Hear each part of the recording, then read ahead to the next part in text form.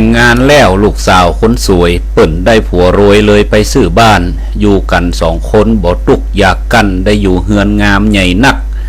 ฝ่ายแม่มารดาง่อมหาลูกรักเลยพักอยู่ด้วยบุตรี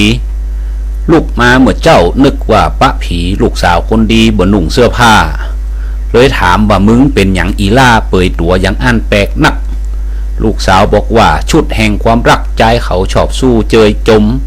แม่นึกในใจกูนี่พระสงฆ์ฮือผัวเจยจมจะเนี่ยยังอีฝั่งปิกไปบ้านบ่ซับปะลี่เปยตัวนั่งท่าผัวนางหัวเข้าบ้านมาเลยออกปากถามเป็นหยังน้องนางบ่นุ่งเสื้อผ้าเสียงอ่อนเสียงหวานบอกว่าผัวข้าว่าอันนี่นาเป็นชุดแห่งความรักของเจ้ามนุษย์สู่จังสอบสู้คำใจ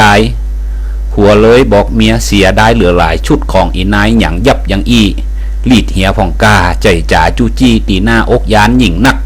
ตึงหลุมตึงบนมีกะห้อยยับลีดเหียผ่องเตอเมียแปลง